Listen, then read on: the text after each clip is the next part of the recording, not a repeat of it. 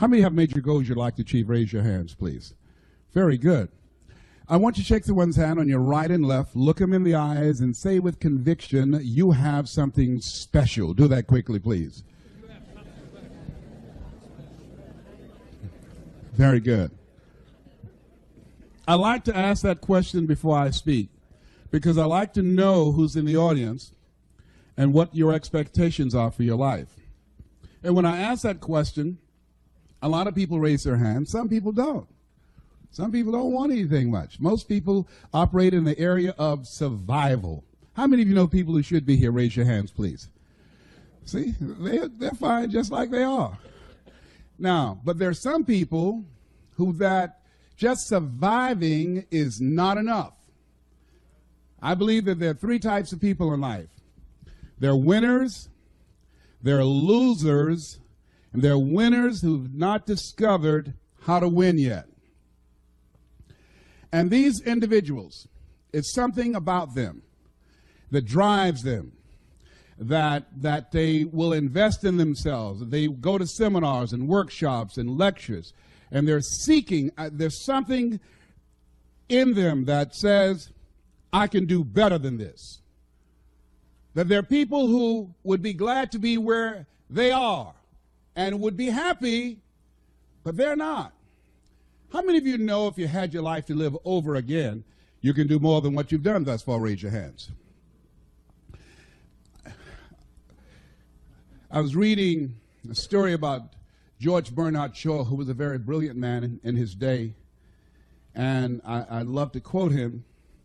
But one of the things that was asked George Bernard Shaw that really resonated with me at the end of his life, somebody asked him, if you had to be anybody in the world, anybody throughout history, if you had the power to be born again, who would you like to come back as? And without blinking, he said, I'd like to be born as the man I never was. I like to be the man I never was, that I never became. Seeking to connect with that person. There's another person here that you're looking at. There's somebody else back there. And every chair in this place, there are two people in this place in every chair. You're in the chair with somebody else. There's another person back there. You know they're back there. And that person is the person that you want to become connected with. And sometimes you do. Sometimes you've had some experiences where you said, I can't believe I'm doing this. How many have ever done that, please? That you surprise yourself. Well, every time I speak, I see this as such a sacred opportunity.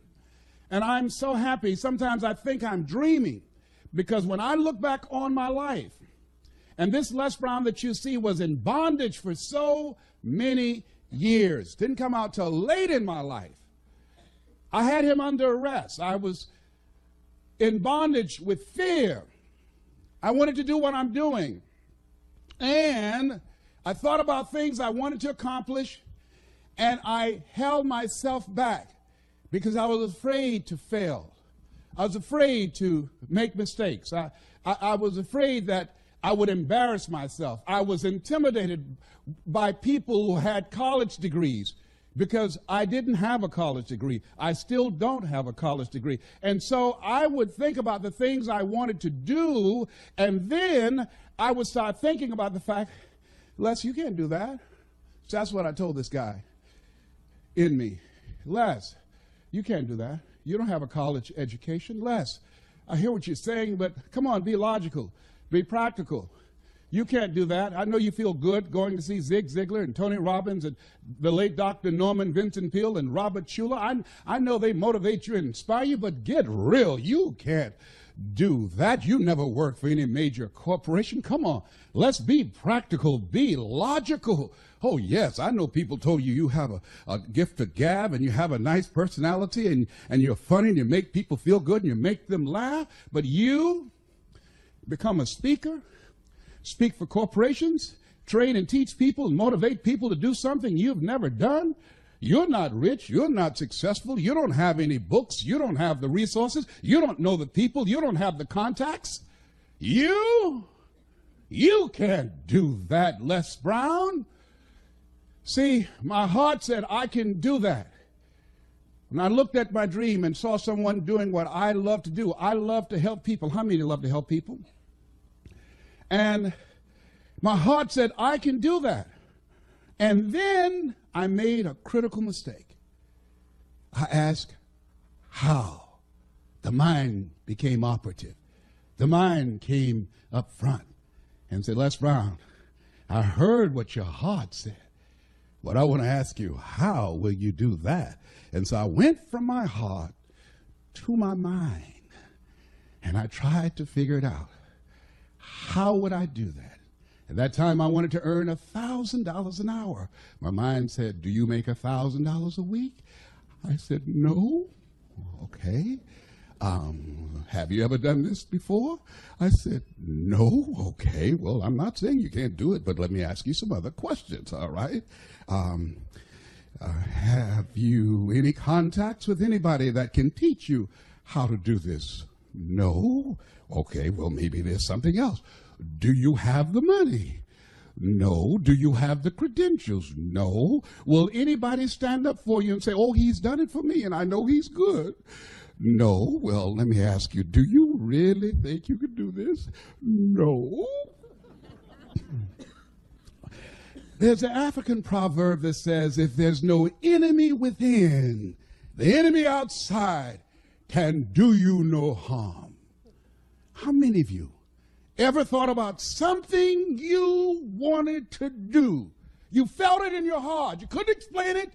You felt it in your heart.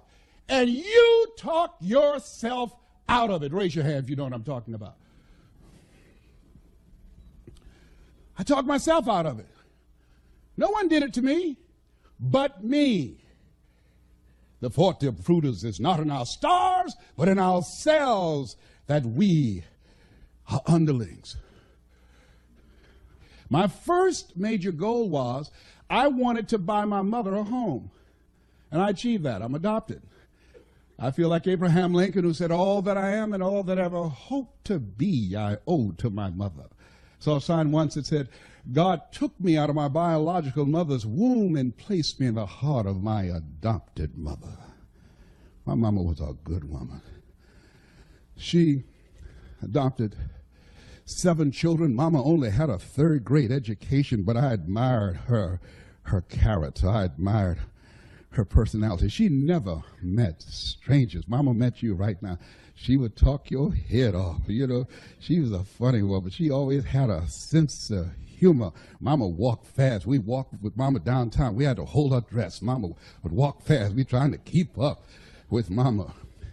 Years later, at the end of her life, when she was 89 and suffering from breast cancer, we took her to a furniture warehouse, and she got out of the car with my sister, and she was holding my arm, and I said, Mama, I said, they have a wheelchair here. Can I get this wheelchair for you? And I went and got the wheelchair. And she looked at me. She said, no, boy, I would walk this place myself. I said, Mama, but it's so huge, Mama. How were you in a wheelchair? She said, I'm fine. And I saw her straighten herself, and she walked it herself. I admired her strength. I said, oh, Mama, you know, this morning I got up, and every time something happens to me and I want to get down and I want to surrender to any of the challenges I encounter. And I got up this morning, and the sciatic nerve and this L5 and L4, my lower disc protruding, and I was in pain, and my body said, you can't do this speech today.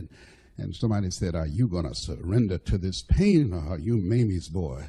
Get up and straighten your back. You can do that speech. You can walk that flow yourself. When you start walking, you won't feel anything but her presence with you.